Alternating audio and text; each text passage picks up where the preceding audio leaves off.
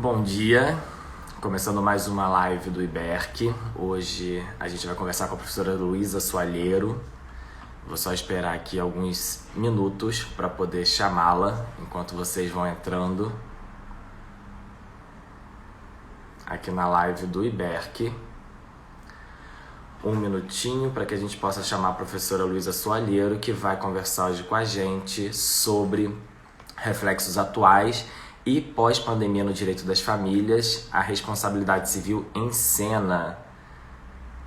A gente vai poder bater um papo aqui com a professora Luísa Soalheiro a respeito dos efeitos no direito das famílias e também da responsabilidade civil. A professora Luísa já deve estar entrando para que a gente possa começar aqui a nossa conversa. Professora Luísa, para que a gente possa começar a nossa conversa de hoje.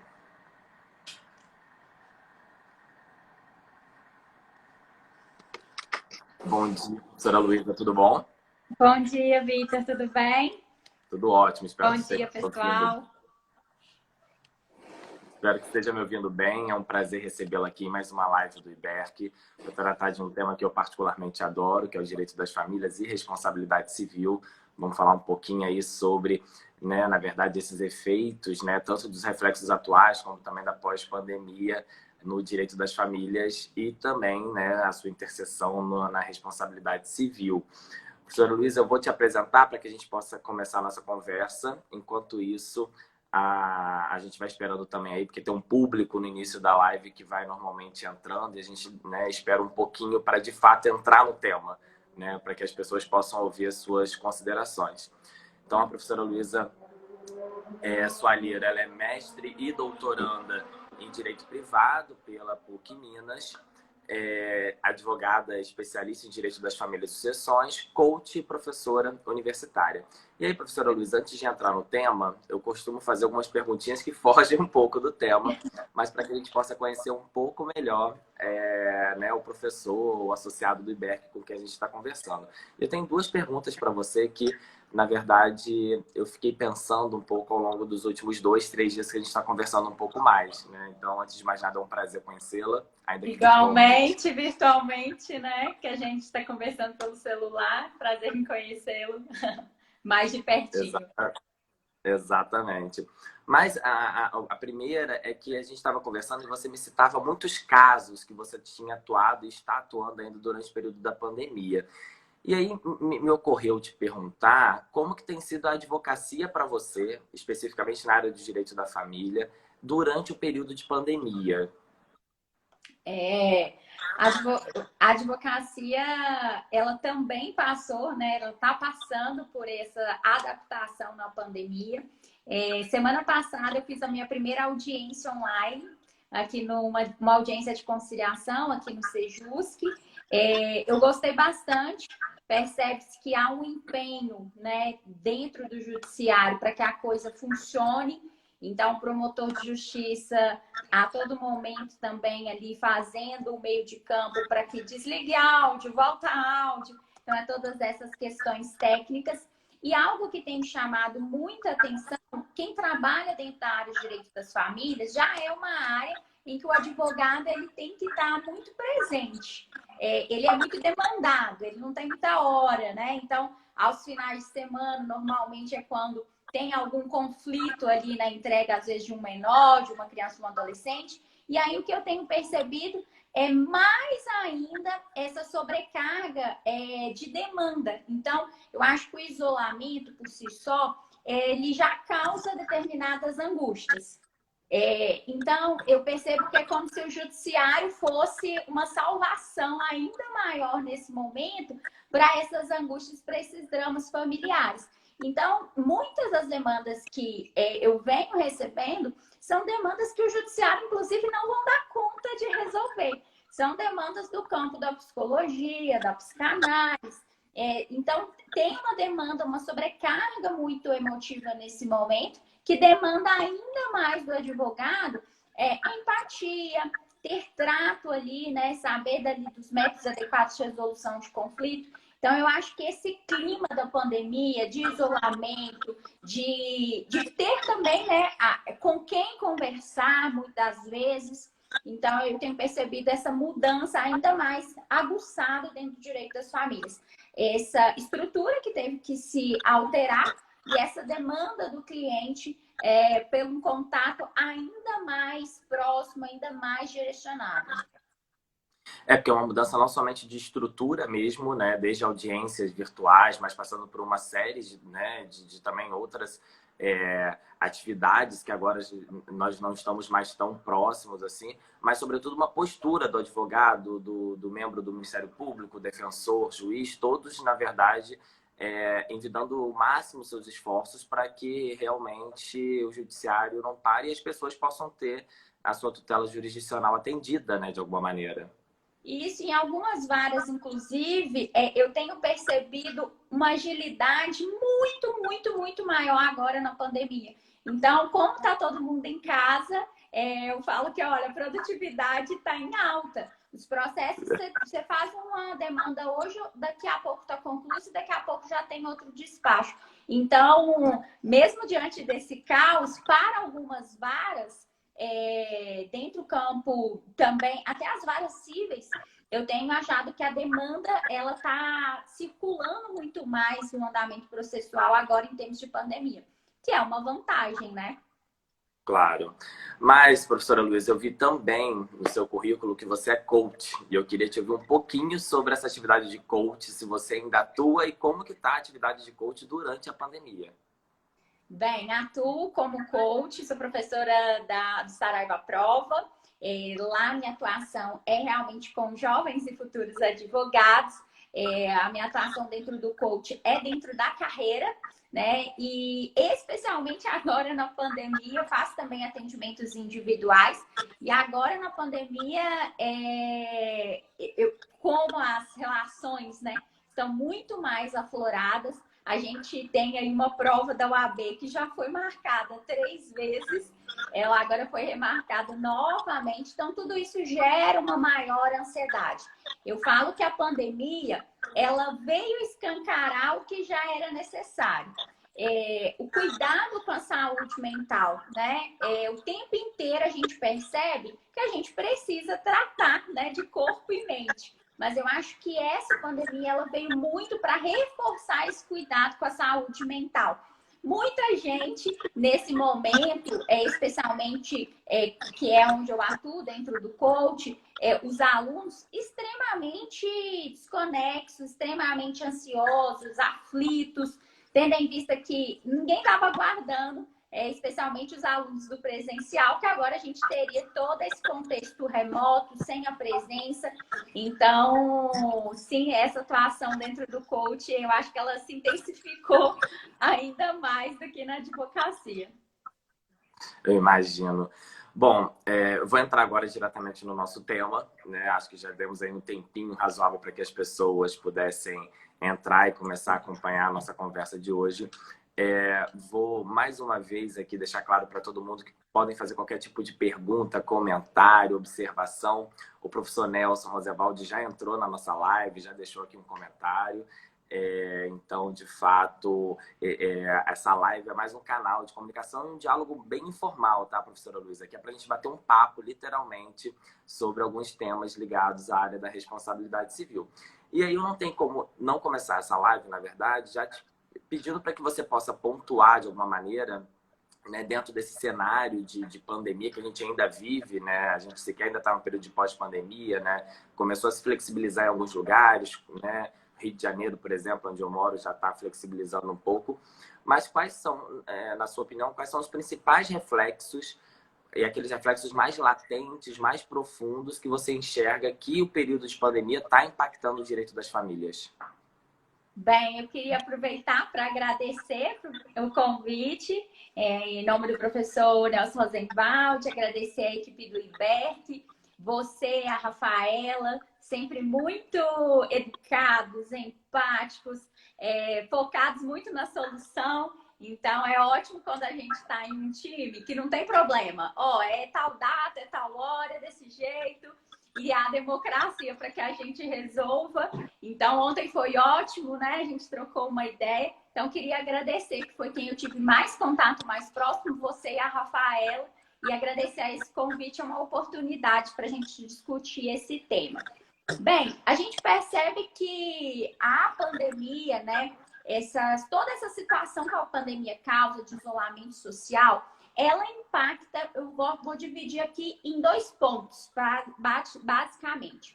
Ela impacta tanto na questão da conjugalidade, quanto na questão da parentalidade. Então, vamos começar a pensar na questão da conjugalidade. De modo geral, quais são os 2 aspectos que eu percebi que estão mais aguçados? Primeiro, o da violência doméstica, tendo em vista que a gente está confinado, aquelas relações que já eram abusivas, com excesso de uso de álcool, estresse, ansiedade, é uma panela de pressão. A verdade é essa, que você está mais tempo convivendo dentro desse lar, e esse lar, às vezes, que já é tóxico, já tem ali todos os instrumentos para uma prática de violência doméstica. Então, o que acontece é que há realmente esse aumento.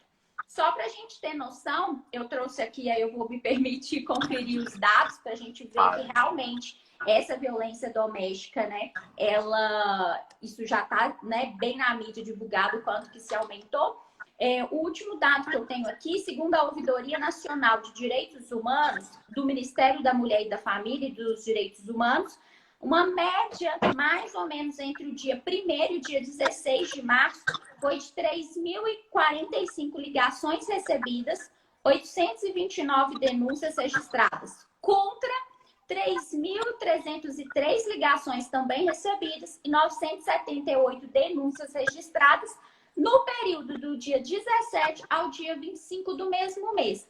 Ou seja, nesse pequeno período do mês de março, né, nesse intervalo aí do dia 16 ao dia 17, a gente teve um aumento de 8,47 só no mês de março, só no início da pandemia.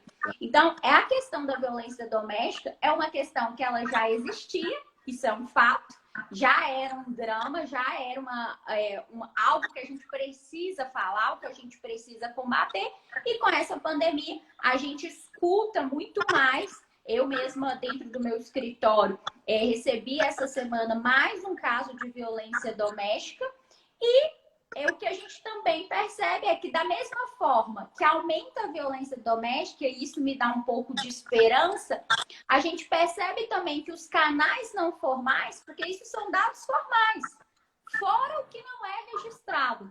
Então, os canais não formais, eles também se fortalecem. Eu acho que há um movimento, especialmente provocado pela internet, com que vamos denunciar, vamos nos apoiar. Então, eu fico, assim, ao mesmo tempo muito triste com a situação, mas também esperançosa de que as coisas podem, né? E é assim que a gente espera melhorar. Então, acho que o primeiro cenário dentro da conjugalidade é o aumento da violência doméstica.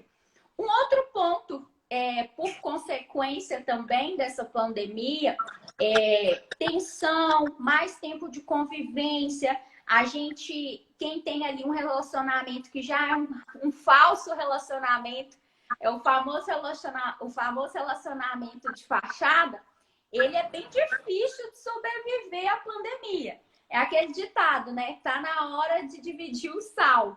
E a gente percebe, com crise econômica, aumento do desemprego, tudo isso provoca o aumento também dos divórcios, né? As pessoas não dão conta e realmente a gente vê aí um aumento desse número de divórcios.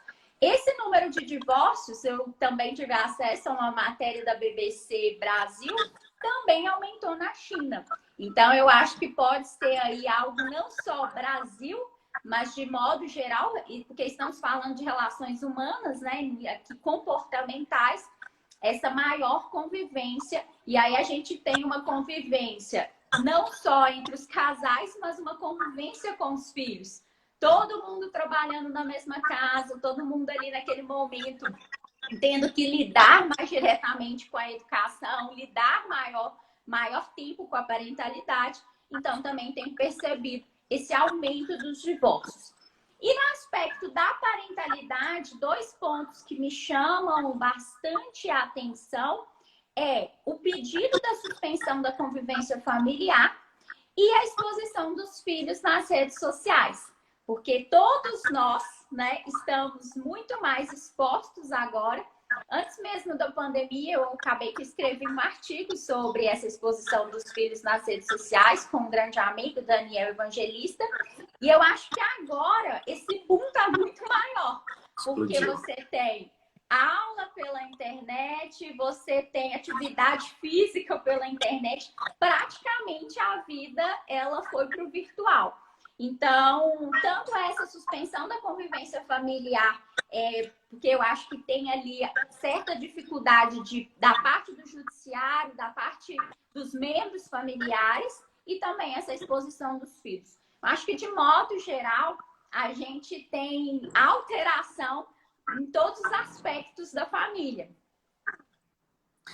Porque assim, se a TV já foi considerada, né, a babá eletrônica, sem sombra de dúvida, agora a gente tem uma babá virtual que é muito mais perigosa, né? Que é quase que impossível a gente fazer qualquer tipo de controle de conteúdo a respeito do uso da internet. A participação dos pais passa a ser vital, mais do que, né, importante, relevante, para que a gente possa, de fato, né, ter o mínimo de segurança no uso da internet durante esse momento de pandemia. E aí a gente, né, teve que delimitar um pouco o nosso tema, mas um ponto que chamava muita atenção quando a gente conversava ontem era exatamente a convivência familiar, como você expôs bem aí ao final da sua fala, que ela se tornou agora, né, 24 horas, né? Ou seja, você necessariamente passa a ter que conviver com a sua família, que tem um lado muito positivo, muito oportuno, obviamente, de reforçar os laços familiares, a convivência, a presença, mas também uma convivência excessiva pode levar a algum tipo de rusga, algum tipo de questão maior dentro daquela dinâmica familiar. E aí, talvez o ponto que mais chama a atenção, né, dentro de uma perspectiva jurídica é a possibilidade de suspensão dessa convivência familiar. E aí um dos pais vai se ver, na verdade, impedido de conviver com seu filho. E eu queria te falar um pouquinho sobre esse assunto, professora. Bem, né?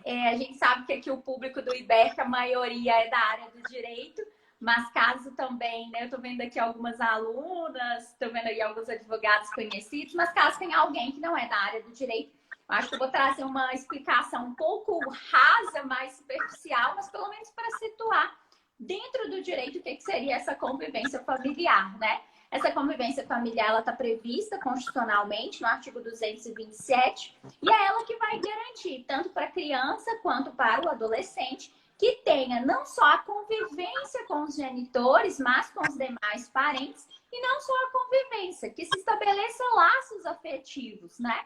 Então, é um direito dessas crianças e desses adolescentes de conviverem tanto com os genitores como os demais parentes.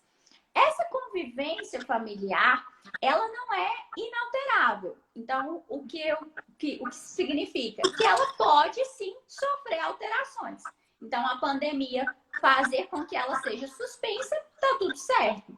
E aí, essa suspensão, essa alteração, né, dessa convivência familiar, ela sempre tem que ocorrer muito pautada no princípio do melhor interesse da criança e do adolescente. Ela só vai se modificar quando essa for a saída melhor para essa criança e para esse adolescente.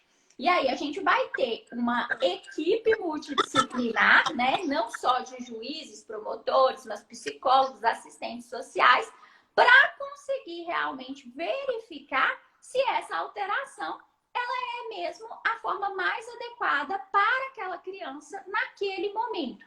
Então, essa tem que ser uma análise, essa alteração, uma análise casuística.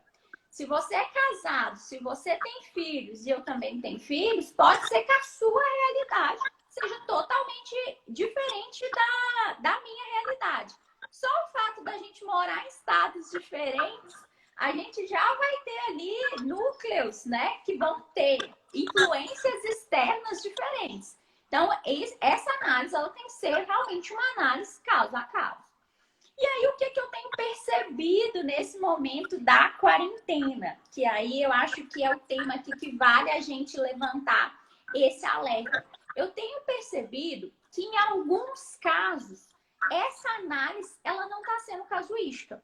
essa análise ela está sendo generalista. Então, ou seja, tem se pegado toda a situação da pandemia e encarado a situação da pandemia de modo isolado.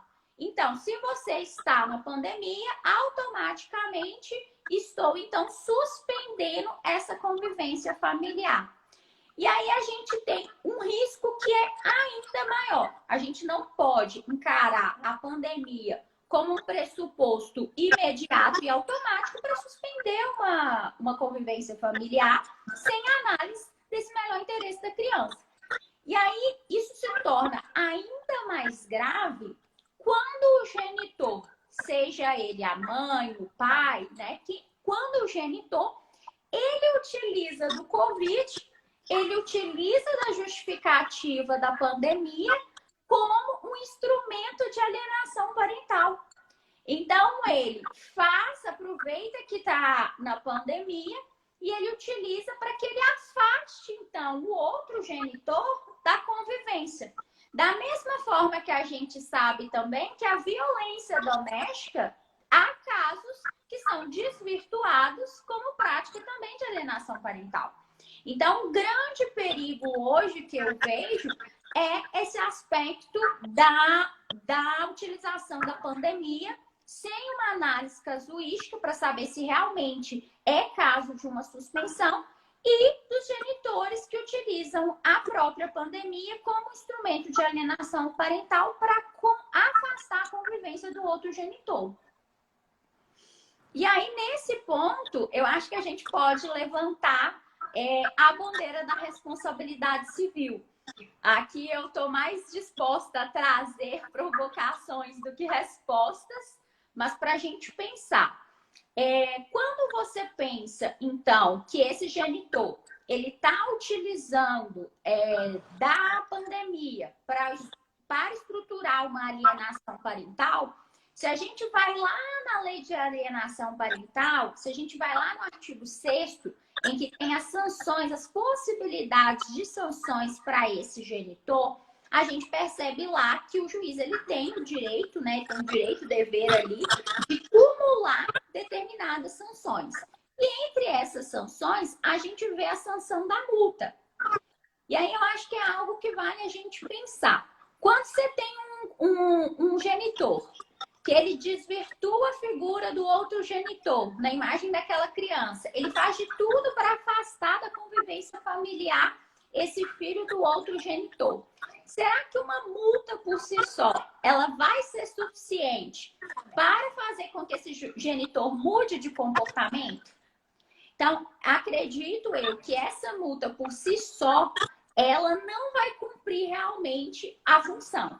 Essa multa ela tem que vir conjugado com outros aspectos, como, por exemplo, um acompanhamento psicológico, um acompanhamento biopsicossocial. Por quê? O que se espera é que esse genitor ele mude o comportamento. Se a gente está falando de relações continuadas, se eu pago uma multa e no outro mês, daqui 6 meses, eu estou praticando os mesmos atos, eu continuo com aquele dano, né? Eu faço com que aquele dano, inclusive, ele se torne permanente.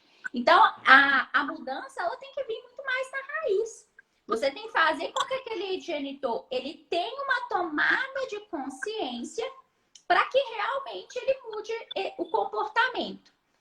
Outro ponto que eu também acho que vale aqui a gente discutir, depois eu acho que a gente pode até trocar se faz sentido aí, o pessoal que está assistindo, é daquele genitor, da mesma forma, pai, mãe, que ele já é totalmente ausente.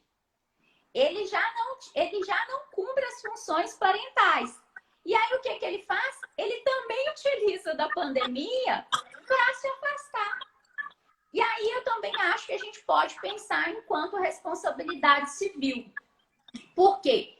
Esse abandono afetivo, será que ele não se torna ainda pior agora no tempo da pandemia?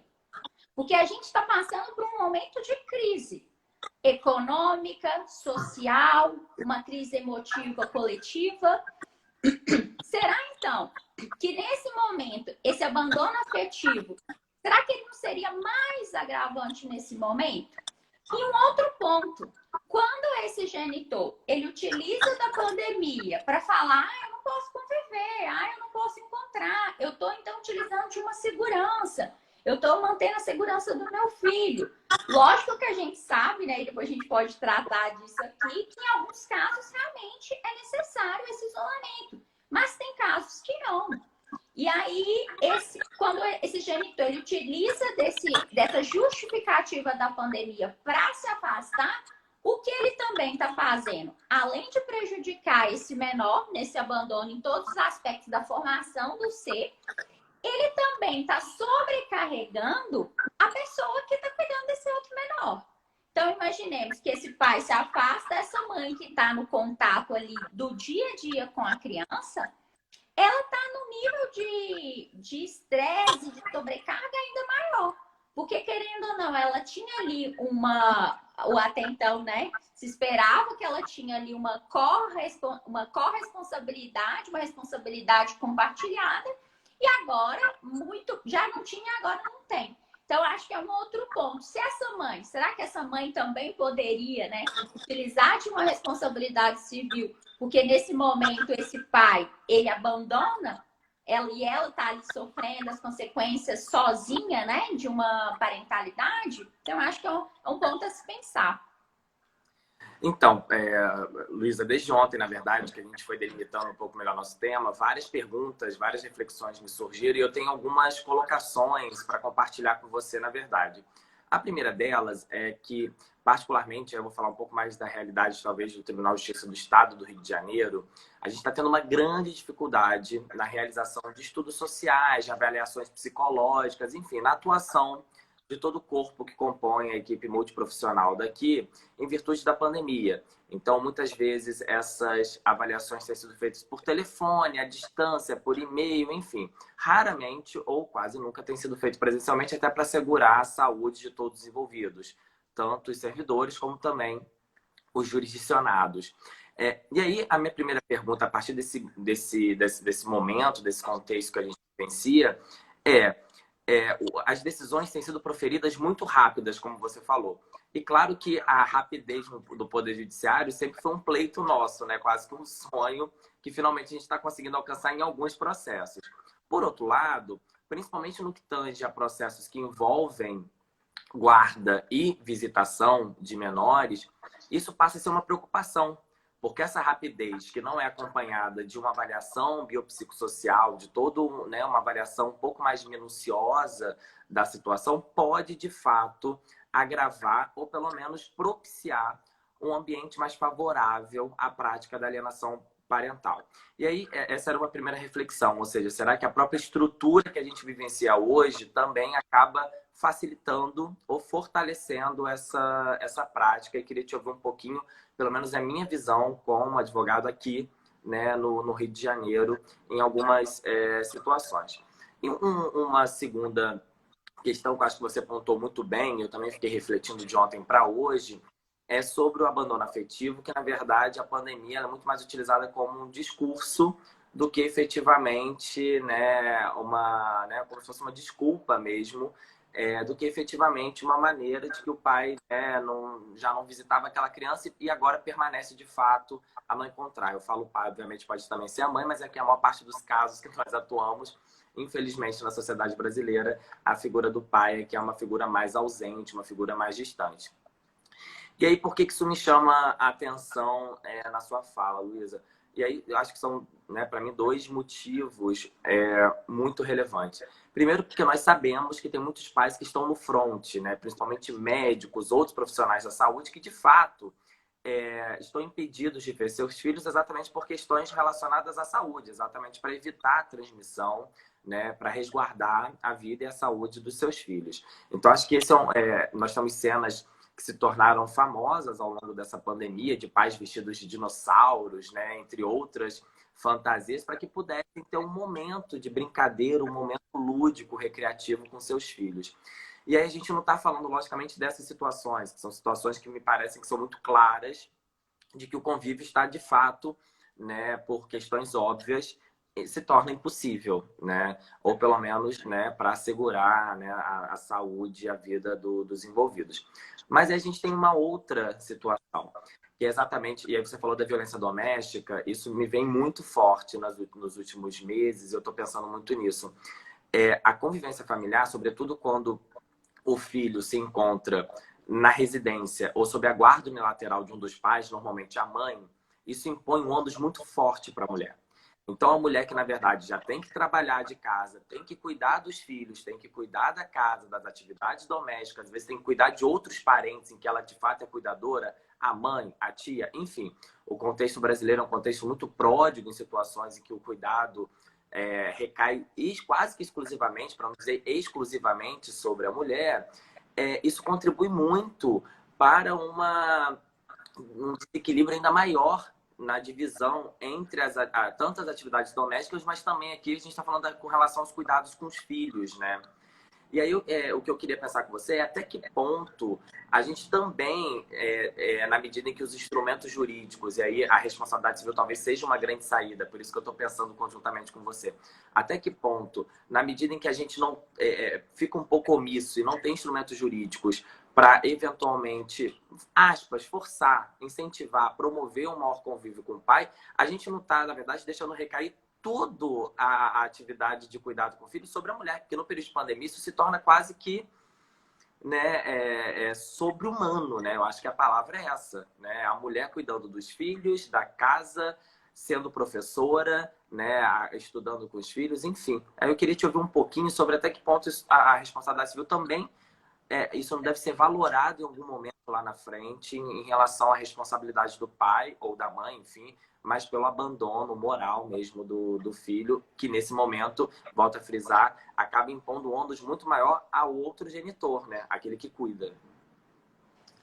Eu acho que sim, Vinícius. Como eu havia já sinalizado aqui, a gente tem que levar em consideração esse momento da pandemia. É um momento que está atípico para todo mundo, como você bem colocou. Eu tenho no próprio IBERC, né? Eu tenho advogadas, associadas e amigas que têm filhos e elas me relatam. É surreal o que as mulheres nesse momento, mães, estão passando. Você está dentro de casa, trabalhando em casa, cuidando do filho, que já cuidar já é um ato por si só que demanda. Escola, muitas atividades. Então, eu acho que sim, esse ponto, ele precisa ser valorizado no momento de se fixar aí, né, uma possível indenização, no momento da configuração dessa responsabilidade civil, a gente tem que pensar que agora a situação ela é ainda pior, né? Inclusive, não só para essa, por exemplo, né, que a gente está falando aqui no caso de uma mãe, mas também para esse filho. Esse filho ele está passando também nesse momento por um momento de fragilidade ainda maior, causado pelo isolamento social. O que você traz na sua fala também, eu acho que é muito coerente. Aqui em Minas a gente percebe também uma dificuldade, embora os processos eles estejam mais rápidos, embora a gente esteja tendo audiência de conciliação, a gente percebe que essa equipe, ela multidisciplinar, né, interdisciplinar, ela se torna agora um pouco mais precária. Que não esse contato, como você mesmo colocou, ele é muito mais desafiante nesse momento, né? Sem sombra de dúvidas. E aí, o que isso gera? Esse gera um impacto nessas decisões que elas não são casuísticas. Nessas decisões que são mais generalistas. Ontem eu acho que até cheguei a compartilhar com você. Eu tenho um caso aqui no meu escritório. Uma mãe, ela não tem a guarda das duas filhas. Um caso bastante tóxico, um caso que envolve ali a alienação parental. Um caso já de bastante tempo. E nessa pandemia, no Dia das Mães, estávamos já em pandemia, né, em maio, ela foi impedida de ter esse contato presencial com as filhas. E nesse caso em específico, era um caso em que se poderia, sim, permitir essa convivência familiar. Então, esse apoio, né, nesse momento, para realmente se verificar se esse pai, ele está realmente em linha de frente? Esse pai, ele tem condições de tomar todos os cuidados necessários? Essa criança, ela é do grupo de risco ou não? Essa análise, ela precisa ser realmente muito apurada, porque ao invés, às vezes, de você estar protegendo, o que você pode estar criando é uma desproteção. Porque você está ali impedindo com que essa mãe tenha realmente essa participação, né, nesse caso no meu, de uma convivência maior. E aí eu também tenho visto decisões, e aí eu falo, judiciário é isso, né?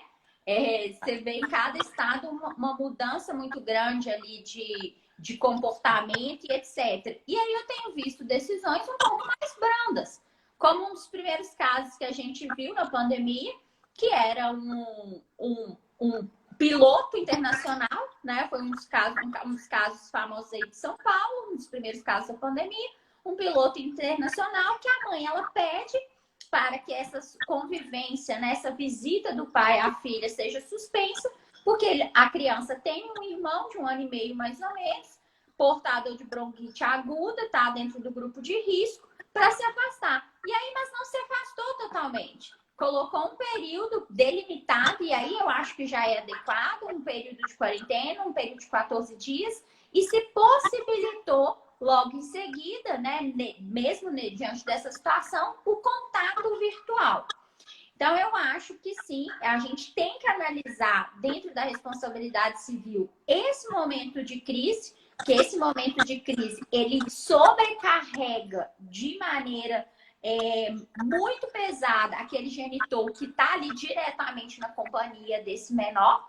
A gente tem que ali fazer as modificações dentro desse sistema para que essa equipe ela tenha condições mesmo de apurar como se há realmente a possibilidade dessa convivência e colocar essa suspensão da convivência familiar não como a regra, mas colocar essa suspensão familiar como a exceção, como a medida que não vai ser ali a regra, que vai ser a medida ali só realmente quando for realmente muito necessário.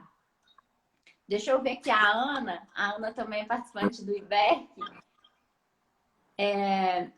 ela falando aqui, reforço e escancara o desequilíbrio na divisão de tarefas domésticas, especialmente no cuidado dos filhos. A pandemia reforça profundamente a divisão sexual do trabalho, justamente porque, via de regra, a residência é fixada com as genitoras. Bárbara, minha sócia maravilhosa, com certeza. Com certeza. É um tema que particularmente me preocupa muito. E quando a gente começou a conversar ontem sobre esse assunto, eu falei, uma questão que eu queria colocar, porque de fato, para mim, aprofunda as desigualdades, não somente sociais, mas também as desigualdades dentro do âmbito familiar.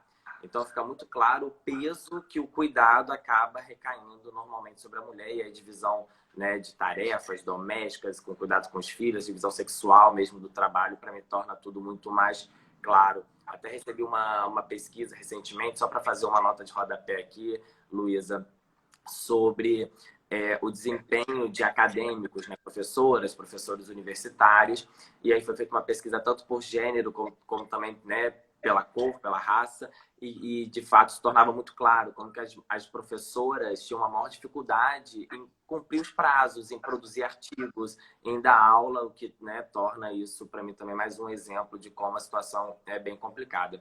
Luísa, tinha até um comentário. E aí é um paradoxo, né, Vinícius? Porque estamos inseridos no meio acadêmico e o que a gente tem visto na pandemia, não sei se você tem essa sensação, mas a sensação que eu tenho é uma produção em massa.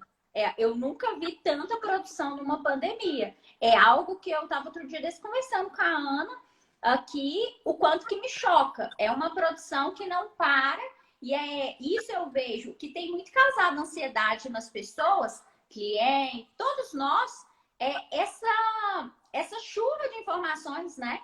Esse excesso de informação, esse excesso de cobrança pela produção. Eu falo que nesse momento é desumano.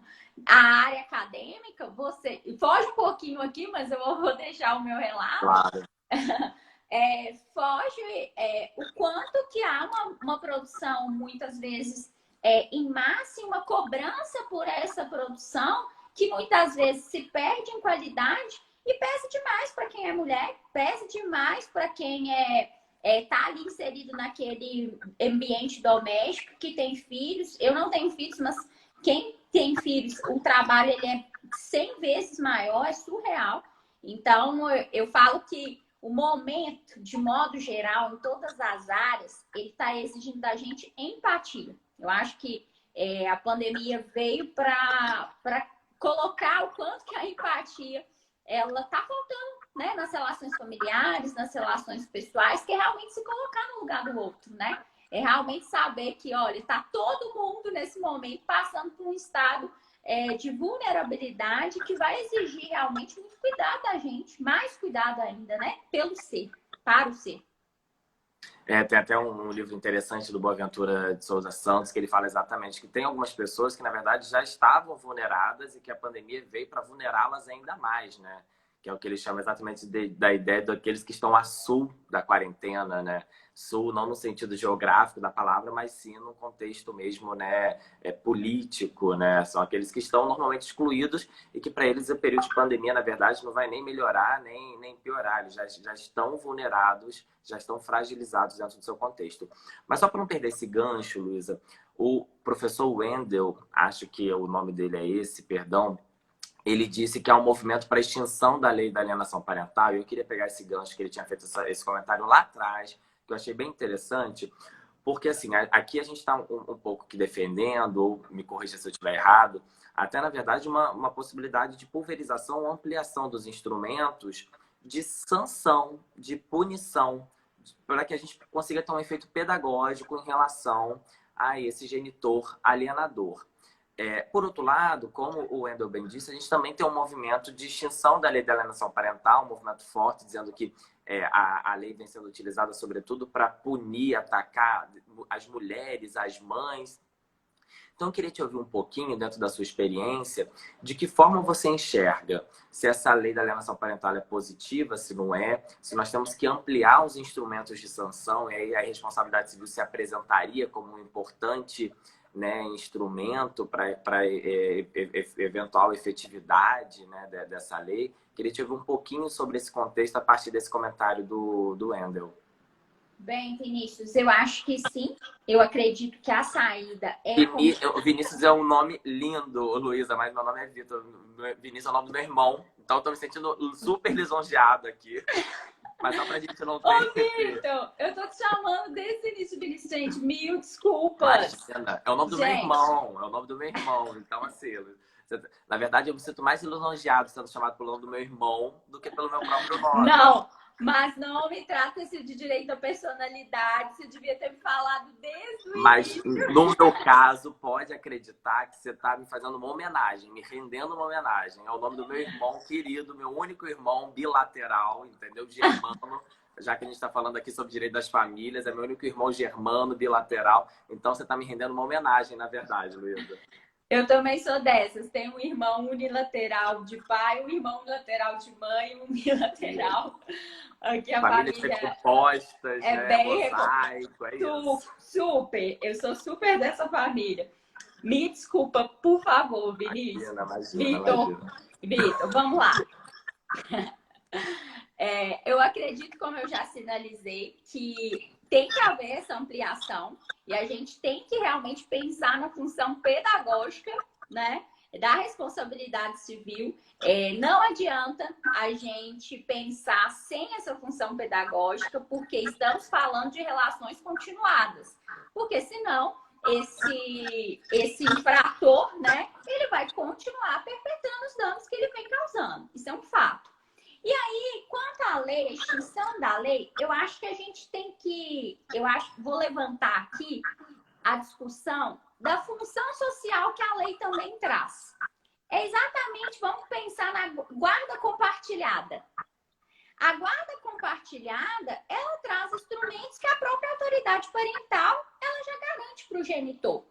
Mas ela cumpre uma função social quando, por exemplo, ainda que às vezes de modo desvirtuado, ela aparece numa novela da Globo.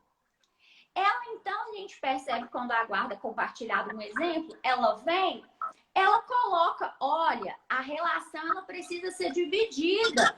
Mãe não é dona de filho, pai não é dono de filho, né? Os filhos, eles são, a responsabilidade pela criação é conjunta, é compartilhada.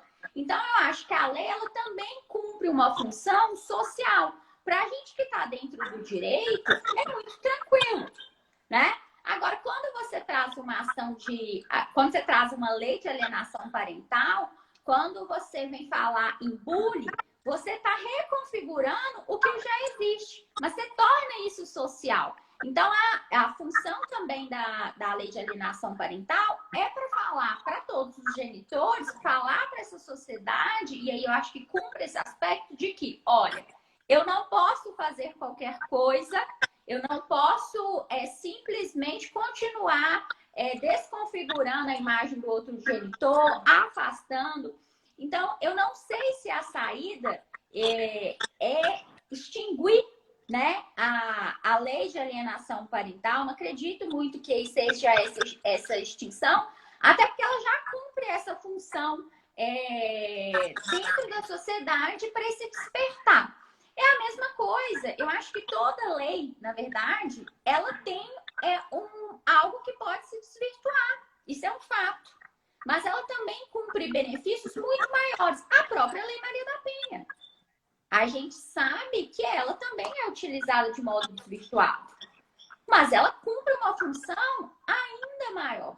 Ela cumpre uma função social, ela cumpre uma função de sanção. Então, eu acho que a gente tem que fazer o equilíbrio aqui da balança. E eu acho que a situação ela é muito mais complexa e ela não vai se resolver com a extinção da lei de alienação parental. Eu acho que ela pode trazer efeitos ainda piores.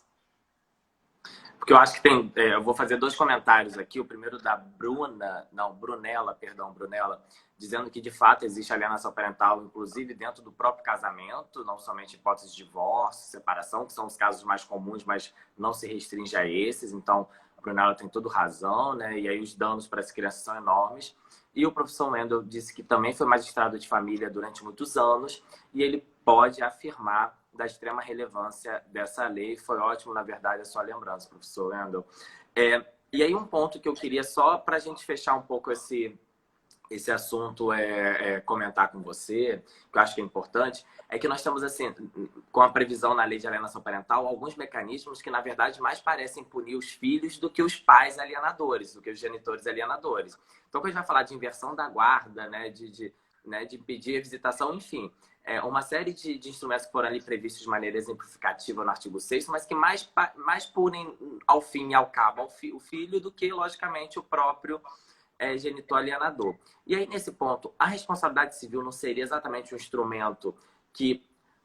E aí, dentro, né, de toda uma função punitivo-pedagógica, né, a gente está aqui falando, né, numa live do IBERC, né, e aí o professor Nelson Rosenwald talvez nos guie muito bem nessa matéria. Não seria um instrumento que melhor atingiria quem de fato abusa dessa autoridade parental, quem de fato comete esse ato ilícito, do que, logicamente, os próprios filhos, né, que devem ter aí preservados o máximo possível sua condição psíquica, devem ter preservado o máximo possível a sua convivência com todos os genitores?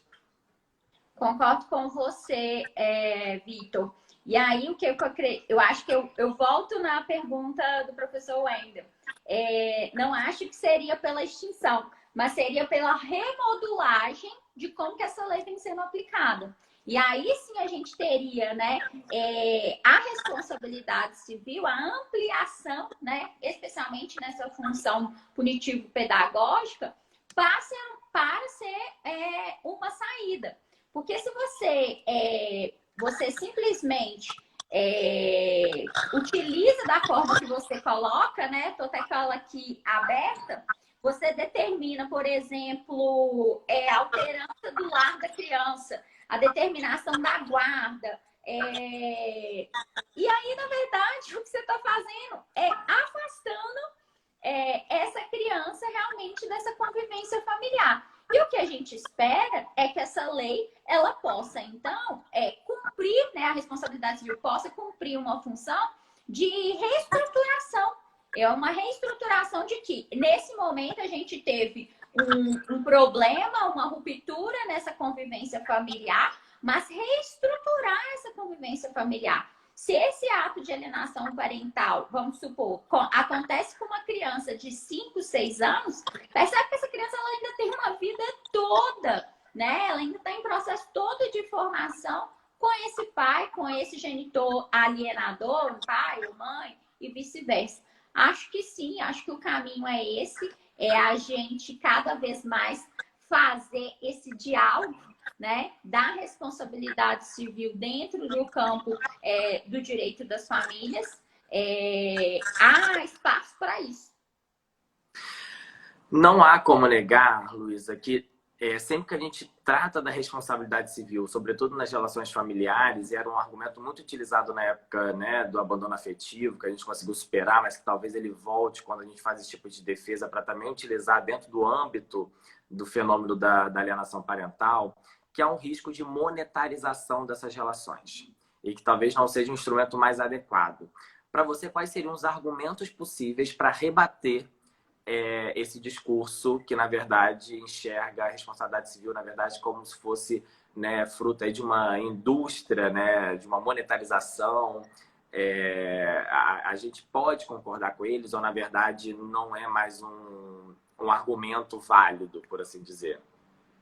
Bem, boa pergunta. Uma pergunta boa. Bem, o que eu acredito? Volto também no início do meu posicionamento aqui. Se a gente aplicar por si só, né, de forma monetária, aí eu concordo com esse argumento. A gente vai estar simplesmente pesando no bolso e não vai estar resolvendo a raiz do problema. Mas quando essa responsabilidade civil, especialmente nessa função pedagógica, né, ela vem também para fazer o convite para que esse alienador ele mude de comportamento. E aí sim a gente pegaria todo esse aspecto da área da psicologia, da área pedagógica, da área da assistência social, das oficinas de parentalidade que a gente sabe que existem, né? Da própria constelação familiar. Ainda que de modo impositivo, porque às vezes as pessoas também, eu vejo muita crítica nisso. Mas você vai impor um pai a participar de uma oficina da parentalidade, você vai impor um pai a participar de uma constelação familiar. Às vezes esse ato impositivo vai permitir com que esse genitor ele tenha a primeira porta. É o primeiro contato que ele vai ter para, às vezes, realmente ter essa mudança de comportamento, para ter essa tomada de consciência. Então, eu acho que não seria por si só a aplicação isolada, mas uma aplicação da responsabilidade civil no aspecto punitivo, mas também no aspecto especialmente pedagógico. A chamada desse pai para realmente viver a parentalidade. A gente estava falando aqui desse momento de pandemia, né? Desses filhos muito expostos, por exemplo, às redes sociais, especialmente agora. E a gente percebe, não há educação digital, né? Então, eu acredito que sim. Discordo que desse posicionamento por si só vai trazer existe, isso é fato, mas por si só um processo de monetarização das relações familiares. Acredito que cumpre uma função, sim, mas ela sozinha também não funciona. Tem que ser uma ação aí conjunta e pegando bastante nesse aspecto realmente da pedagógico, né, da função da responsabilidade civil. Tá ótimo. Luísa, por causa do tempo, eu vou ter que te fazer uma pergunta, quase como que apresentador, e te dando assim, um certo tempo para responder. Mas eu queria muito te ouvir sobre um dos últimos itens que a gente havia combinado, que é sobre o que você acredita, perdão, que precisa ser reestruturado no direito das famílias. E aí, se você pudesse pontuar em uns 3 minutos sobre, né, essa questão panorâmica, mas se você pudesse pontuar o que para você é mais importante ser reestruturado a partir dessa pandemia que a gente vive. Bem, eu acho que a pandemia ela aguçou os dramas familiares. Esses dramas familiares eles já existiam, mas a pandemia veio com uma espécie de fermento para aguçar. todos esses dramas que a gente relatou aqui na live. E eu acho que é um momento da gente revalorizar as relações com os filhos, as relações familiares, né? E especialmente algo que a gente falou aqui na live, a gente repensar esse valor de cuidado dentro da família. Agora os pais eles estão mais convivendo com os filhos, os maridos, os esposos, né? Mais convivendo, os companheiros. Então essa relação ela está muito mais próxima. E eu acho que é um convite para a gente revalorizar essas relações familiares e colocar realmente esse valor, colocar realmente o cuidado em jogo, a empatia em jogo, para que a gente possa viver relações realmente mais democráticas. Eu acho que é o momento, a pandemia faz um convite da gente repensar o diálogo dentro da família. Essa família que a gente levanta bandeira de uma família plural, uma família democrática, eu acho que agora é o momento da gente efetivar essa família. Já que a gente está mais próximo, já que as relações elas estão mais aguçadas, agora é o momento mesmo da gente abrir esses espaços de diálogos. É através desses espaços de diálogos que a gente vai conseguir, por exemplo, ter uma maior igualdade nessas relações parentais, né? Nesse convívio entre os filhos. É nesses espaços de diálogos que a gente melhora essa saúde emocional dessa família.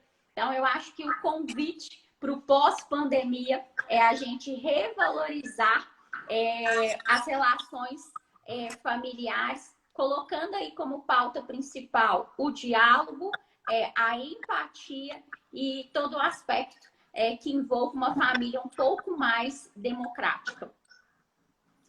Ou seja, na verdade, é plenamente possível extrair uma agenda positiva desse momento pandêmico que a gente vive em relação ao direito das famílias, né? Ou seja, há aí, né, acho que nortes bem confiáveis e salutares para que a gente possa continuar revisitando o direito de família e, na verdade, atendendo, por assim dizer, o seu núcleo, né, irradiador, sua função principal, que é exatamente o bem-estar, a felicidade, o livre desenvolvimento da personalidade de cada um dos membros dessa família. Luísa, foi um imenso prazer conversar com você, ter esse bate-papo, conhecê-la. Está sendo algo muito prazeroso, que é conhecer, ainda que de forma distante, virtual, os associados do IBERC. Agradeço não somente meu nome, mas principalmente o nome do IBERC, do Instituto Brasileiro de Estudos em Responsabilidade Civil, em nome do professor Nelson Rosenwald, nosso presidente. Nelson está aqui reiterando que gostou bastante das suas colocações, Luísa. A gente agradece imensamente. Foi ótimo conversar com você. É um tema que, para mim, também é bastante caro. E, enfim, espero contar com você em outras oportunidades e conhecê-la presencialmente em breve. Obrigada, eu que agradeço o convite mais uma vez. Agradeço você aí pela simpatia, te peço desculpas pelo nome, agradeço o professor Nelson e a oportunidade para a gente levantar esses assuntos que são tão importantes. Todos nós participamos de alguma família e que a gente possa ser esse instrumento de transformação dentro das nossas famílias, como você colocou aí.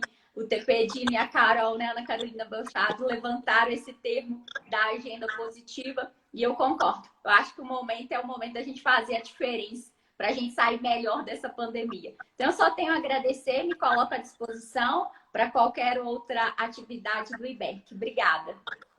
Imagina, a gente agradece. Na próxima semana, a Rafaela Nogaroli vai comandar a próxima live IBERC com a professora Luciana Dadalto, e o tema tratado será testamento vital e responsabilidade civil, mais um tema imperdível. Espero todos vocês que acompanharam a gente hoje aqui também na próxima semana com a professora Luciana Dadalto e com a Rafaela Nogaroli. Obrigado, Luísa. Bom dia a todos. Até a próxima semana, gente. Tchau. Obrigada. Tchau. Tchau.